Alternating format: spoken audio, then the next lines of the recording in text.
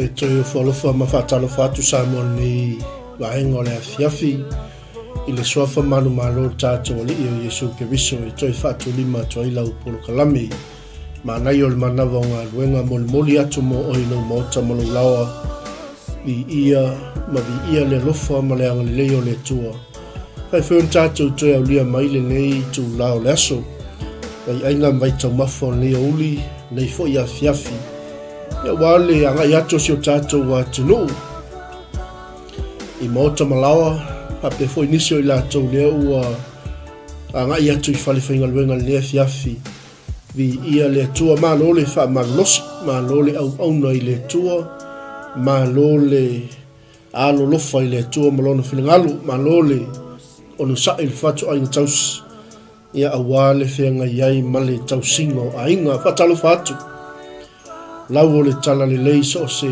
tafa o nei ke lope o lo e whaafonga mai mōma iai whaamanuia tele le tua i au auna tu tofia le tua le au whainga luenga o le senga o tamamtina matua o lo o tui le taipo inga o lo tui le fu o le vine taipo i mai mota malawa mai se lo lato te talo leo ia wase manuia se tato watu no pele o Samoa tolu sumaltasi minute te leitu lai tolu le fiafi o lau polo kalame wha wau Manai o le Manava o ngā luenga sai foi o le fiafi e taltonunga lea ua mapu mai ngā luenga lea ua mapu mai fo i tūte mawhaiwa le aso ia whai o ngaisa e ulau kuka ia o le kuka na e whanga il tino ia aua tāpena ina e lau por kalame mo o le fiafi le Manai wha lea nganga ia e whawhanga ina i o tātou o nganga patalo whātu i le tātou misiona Woma pa angal tātou wa Global Kingdom TV i so se platform lava lo e maua me tātou pogalame ni vaenga le afiafi ia whaatalo whātu lau tau au auna atu mo oi le upo le tua tālofa lawa e le whangaloina le tātou vaenga lava o langolango ina tātou misiona le Global Kingdom TV tātou sponsors ia e le toi tau whailo le tau tua tama whanau o sio tātou atunu ia wale langolango ina o le tala le leia le tua ina ia o atu i tolu ingo lalangi malo whaftai se atu tātou whatalo whailunga o penga te whailangi le vaenga le fiafi ia whatalofa atoa ia i latou uma lava lea ua pale mai lungo le tātou nanga, lea ua ulu fale mai, whatalofa atu swafa au le leio Yesu, mo e au le lei ai, mo o au le lei ai, o tātou au le lei ai, ia le tua malo le ngā lui, malo le whatotoa fo i lewa yasu, malo le onu sai, malo whai o whaiva, ia le tua wa tātou la mai fo i le whai unga le lewa yasu, o lo anga le lei mai pe le tua, mai tātou manai le fiafi. Aua le whaseina i tātou i mea lea o ngā. O tātou tusi naiwa i lungo o tātou Pōkalame ia o le lua Timoteo e lua. O nā leo le a maua toa il tātou Manai o le Manava o ngā luenga mo tātou lea fiafi. Ia o lor whai upu na e sumalwha, sulwha, sulima, suwono, sufit, suwa, suiva. Ia lima lava pe ono nei foi upu. E wha malosia i tātou. Ia o tāpena tātou mo le weekend. Se atu tātou whatalofa i lungo o tātou YouTube live. Whaftai lava. Ia i lātou uma lava i mōma pa anga o loo. Mai mōma whafonga mai whai lungo o tātou YouTube channel. Whamanuia te lele tua. Whaftai fo i lau lango, whaftai lau tatalu. Ia o le ase au nanga a le Global Kingdom TV tau tua mo oe ala le upo le tua. Ia whai ma whaamanuianga i o tātou tangata. Ia sili ona vi ia le tua i mea uma. Whatalofa atu fo i lungo le tātou website. Ia i lātou o loo mai moa mai lungo le tātou website. Ia manisio i lātou o loo mai moa mai fo i lungo le tātou app. Ia malo whaftaile whaunoino lo taimi. Whaptoa fwis whatalofa liwa inga le fiafia i lato umalawa lo mai moa mai lungo tātou TV, online TV. Ia whapea full tātou Facebook live. Bi ia le tua malo whaftai. Ai lawa le tali tonunga ia e tofu uma i tātou uma tiute ma so se whaiva i le aso mo le aso. Ia ai olo oli ma lo fia i le upo le tua. Ia mwhai ei o tātou whaipaanga mo tātou mafuta i lea taimi mlea taimi. A wā le upo le tua mo tātou. Se atu le tātou whatalofa ma le tātou whamalo. Lungo le tātou Facebook live o loo mai mua whaafonga mai inisi o le tātou ainga. I ia le tua le vaenga le afiafi. Ia le tua i le awai mai, whaftai le mafuta mai. Seo tinale i a ropeta. Pele masina, whaftai tele. Malo fo le ono sa. Malo le au auna. Iau tute mau whaiva ua tofina le tua e tinga lue ai whaftai tele. Le mafuta mai fo i tātou Pōkalame. I lea taimi whatalofa atu a Karafoe. Whatua sunga le whawhiangainga mafuta mai Sydney, Australia. Ia vi le tua alofa tele atu sunga le whawhiangainga i a tui whasina. Whapea nofo alo whaftaile mafuta mai. Kara, whatalofa tua sio tinale i a tua sivi tole a fua tali timu i a o se tinae pele le loto maleanganga, tina o le tala le lei, tina fola o le athionga le tua. I a whaftai mama tua sivi, whamanuia tele le tua i whaiva fo i o loto lewe yaso whatalofa atu le uso au auna whafawina tanielu. Mafuta mai o tara, i ele tua, whaftai fo le awai mai lewa inga le fiafi, alofa tele atu mo lau sunga ma le ainga, fou, whamanuia tele le tua.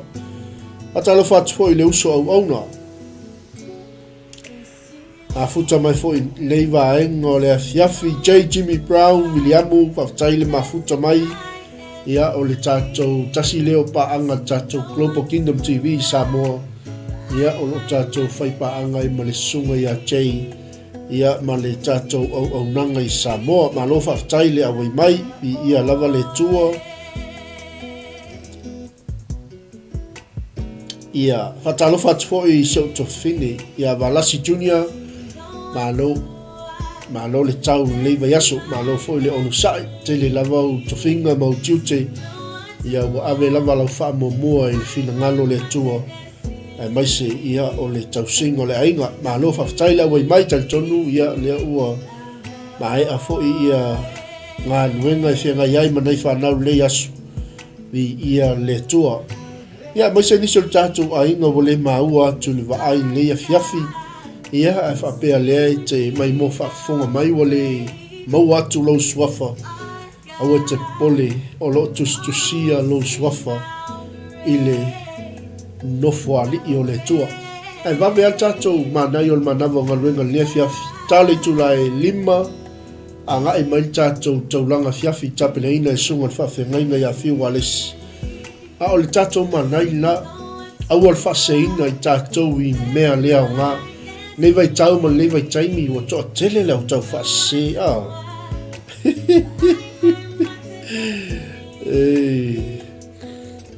O lo wa tātou ola i se lalo langi tau whase. O lo wa tātou iai whaatasi mtangata tau whase. Ia ai haon tātou mataala matatalo. Nei whaase se ina i tātou i mea leo ngā. O le whamanatu la lea le apostolo Paulo ilo nā tali i whalea nganga o Timoteo. Ina ia whaamanatu i le ekalesia mea nei matau tino i lumo le li o Yesu Keriso. Fe maila i o le fionga le tua po le whaamanatu le apostolo ilo nā tali. Timoteo, ia e whaamanatu ia te i lātou i ia mea matau tino i lumo le li. Aua na i lātou whewhina wai i upu e le ai se au ngā. Ameni. I ia le li. O le awhianga o le whewhina wai i upu e le ai se au ngā. O le wha se se inai. O e wha longo longo i ai. Ioi. Me lea i le aingo le tua, le aingo le whaato tua. O le taimi o le whaea ea o tātou ulu. O le taimi o le tātou wā ngai luma, ma tāu tino, ma sisi le fuqa o le manumalo. E le aise mea mwhai on toi whaalawelaweina, lau sa valinga i le tua. E le toi whaaseina o e se mea. E le toi whaaseseina i tātou i ni mea.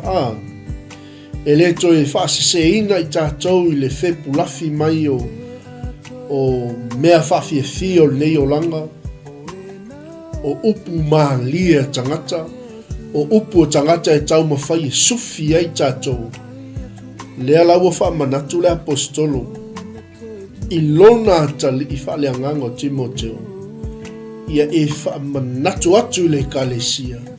Ma tau tino i lumo le li o Yesu Keriso. Aua ne i lātou whiwhina wai upu e le aise au ngā. Ai wha se sēna ai o e wha longo i ai. Amene. Pele o upu o tama loa i le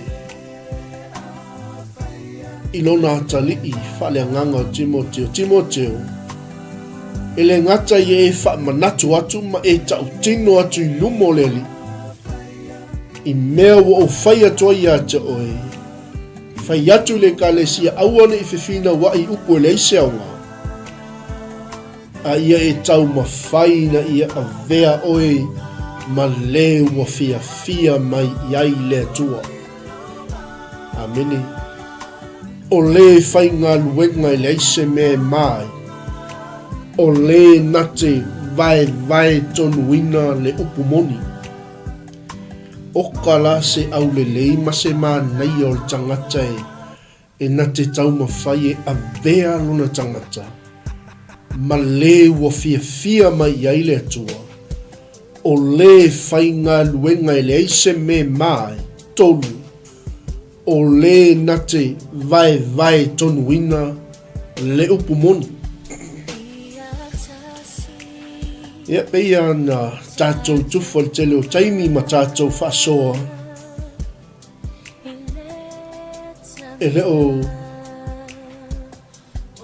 se taimi o le toe tusi lima, e le o se taimi o le toe whaamasino atu, e le o se taimi o le toe taui atu, e le o se taimi o le o le femisai, whaatupu masainga, a ia tātou tau mawhai na ia a vea i tātou ma leu wa fia mai iai le atua. Kei lola oe loo wuso i le tala lele. A o ina fia mai le atua i ate oe. A o ina fia mai le atua i ate a. Wa fai maila i o le athionga le atua. So se mea e te wala au i le atua e tali mai le atua. A o fo i le aso e te pōpua ngā tia e te wala au atu i le atua e mana tua i le atua oi. Oai, le tangata ua avea o ia ma le ua fia mai ai le atua. Lua o le tangata whainga luenga. O le whainga luenga e le aise mea e mai. Tolu o le natea vai tonuina le upumoni. Mana ia lan wha mnato le apostolo ilo nā tali wha le nganga le ngai lai titi tele le tama leo Timoteo. A ua loto teli. Toa le loto le ngā luenga. Na ia tau tino ai lumo le li. Ma wha manatu i le kalesia i. Ma le kalesia i Efeso. Efeso te wha manatu atu i a te outou. Ma o tau tino atu i a te outou i lumo le li. Aua ni outou fefina wai upu e le aise au ngā. A e wha se nai o e wha longo i ai. E leo le mea nā leo a tupu le vai tau ma le vai taimi o lo tātou ia. O a matau nā sa ili a le sao le tangata. O a matau nā fefina wai upu e le aise au ngā. Ioi. A o le wha noanga. O le wha se nai o e wha longo i ai. O le tai se nai o tangata o e wha longo i ai. Al wha malusi la le apostolo ilo nā tai. Timoteo. Ia e tau mawhaina ia avea o e malewa fia mai ai le tua. O le whainga luenga i le aise me mai. O le nate vai tonuina le upumoni. Ameni. E mana ia le whai tau o le tātou tus. O le whai upo e suwha. Ia e wha manatu ia te i la tau i a mea. Ma tau tino i lumo le li. Aua le i la tau fefina wai upo e leis. E lea o ngā le nā mea. Ai wha sei nai o e wha longo. Ia e tau mawhaina i a vea oe ma le ua fia mai i ai le tua.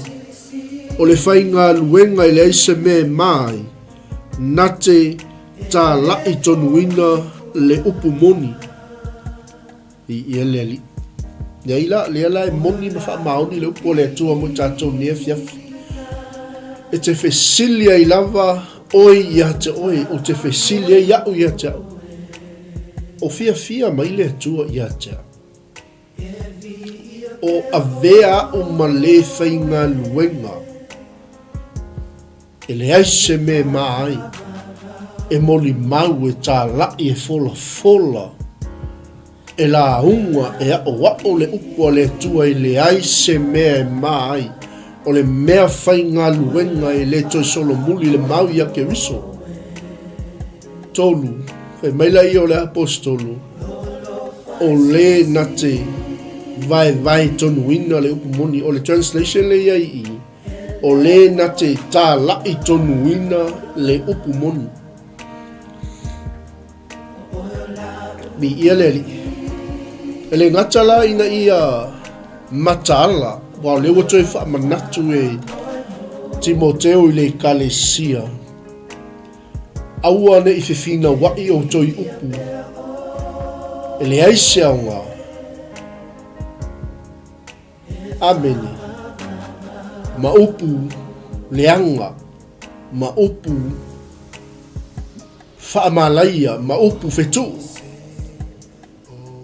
Aisea, leanga e whaasiseina ai o e whaalongolongo I ai. Maila I o le apostolo, Timoteo, le la umatato Manai o le Manava o Galuega, tale I tulai 5, anga I atu tato taulanga fiafia. Maila I o le apostolo luna tali whaaleanganga o Timoteo. Timoteo, e le ngata ina ia avea oe ma le ua fiafia ma ia ile atua, o le mea whai ngā luenga I le ise me mai, o le na te vai tonu ina le upu moni, ma ia e tau ma mau ma upu leanga, ma upu leaonga, a wai tupu atili ai lea mio wha le mata. Le ala ua ono, I ia le ali. Praise the Lord. Le ala ua ono, mua le stolu, le wha popo ma le stolu. Le ala tolu mua. Ia e tau mawhai na ia avea oe ma le ua fia ma ia ile atua. O le mea whai ngā luenga I le ise me mai. O le na te vai tonu ina le upu moni. Saulo ma le si tolu muli. Ia e tau ma mau Timoteo ma upu leanga. Ma upu leaonga. Awai tupu watili ai lea mio wha le mata. Tau ma mau ma upu leanga, upu leaonga. Awai tupu watili ai lea mio wha le mata.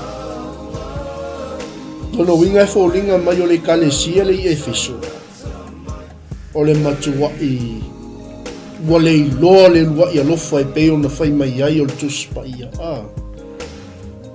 Mai le I o Paulo, whai tete. Timoteo matala. I ele li aise aua la patai e whapea le apostolo I lona tali. Whai mai le tala Paulo. San. Le hango ala tau upu. E a ati e peio se papala. Ia, mana ia whai talu ko le atua. Wha umal tatou Manai le fiafi.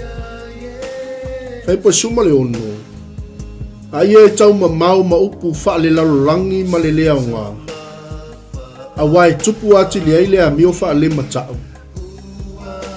Se fulu ma le fitu. O ala tau upu fo I e ati e peo se papala. E iai umenio ma file tō. O I la ua ia ua se sei le upu moni. I lo la tau whapeane. Ua ma vai le toi tū ua wha aliliu ese ai nisi tangata I wha tōtua. Ai ui lava I lea. O le wha vai mau o le atua e tū lava lea. O lo o iai le nei wha ailonga. Ua sila fia e le li I ona lava tangata. A tōma lea. Ia o ese I lea mio leanga I lato umma o e tau le suwafa o le li. O tokai, Le lau tatou o mai le fiafi. Le ua whaasoa mai le tua, Le ua anga le lei mai le tua I a te tatou.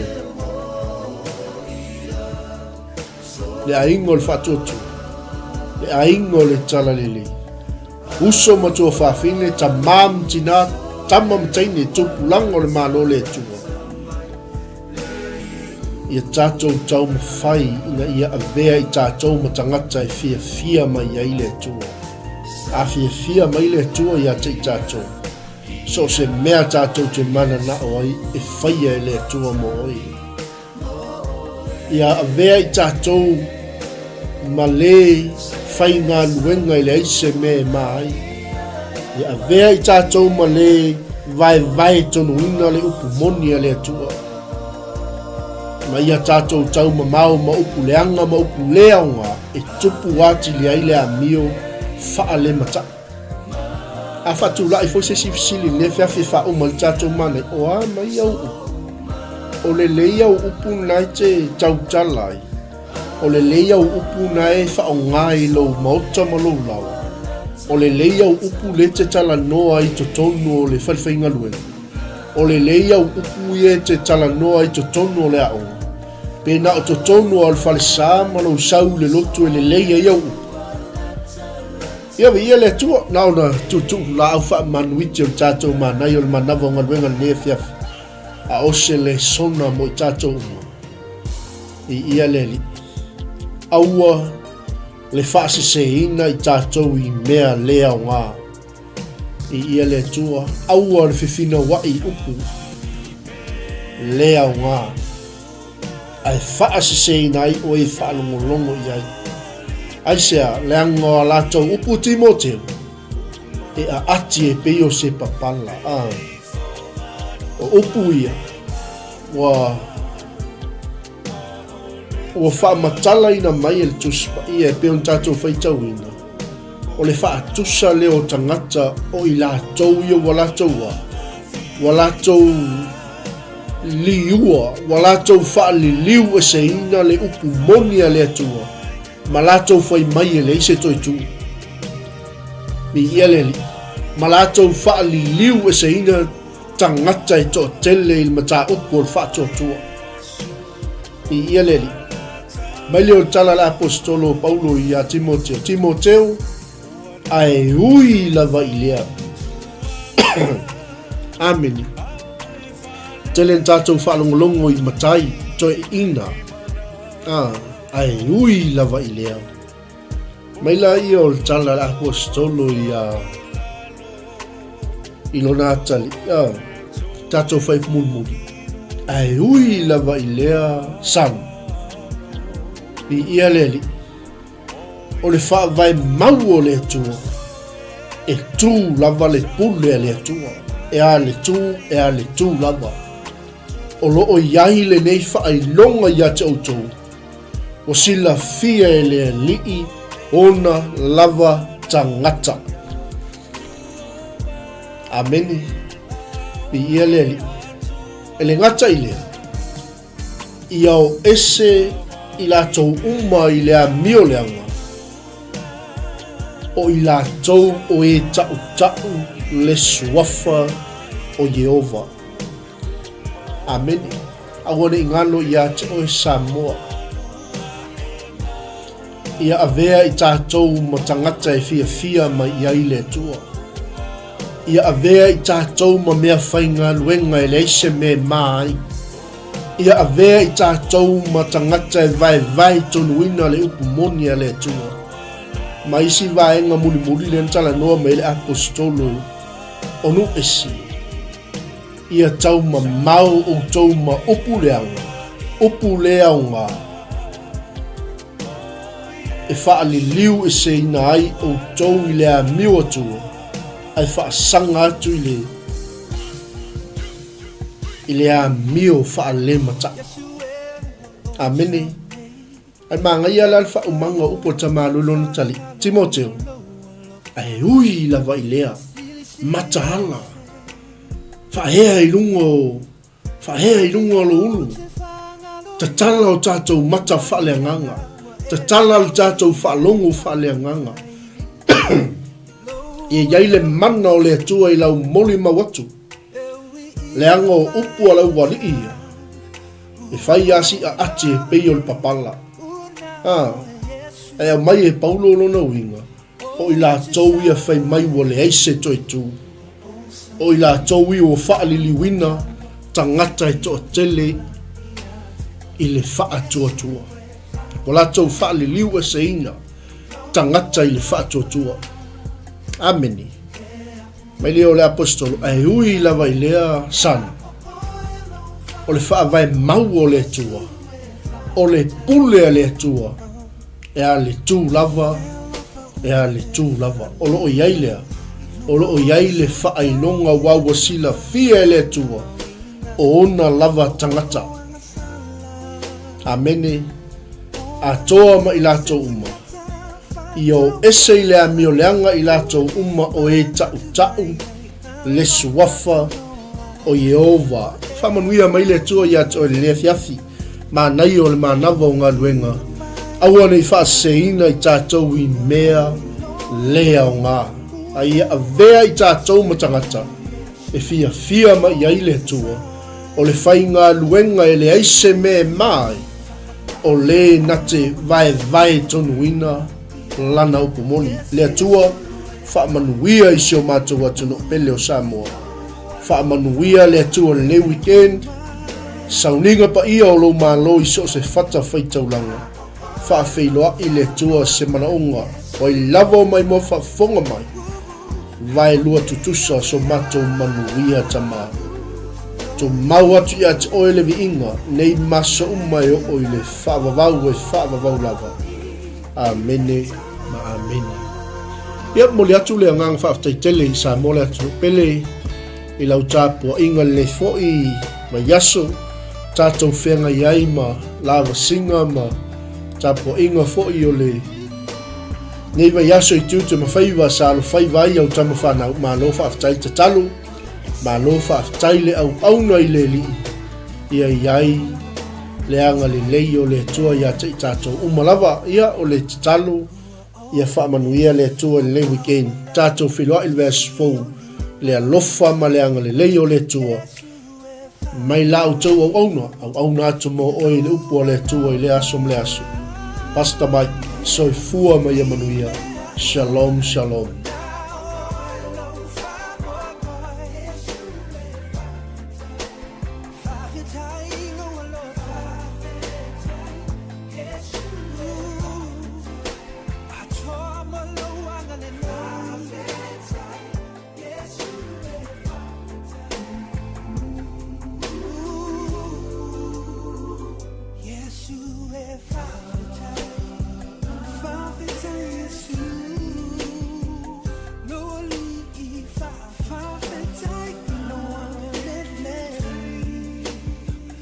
Yes, you will find the time.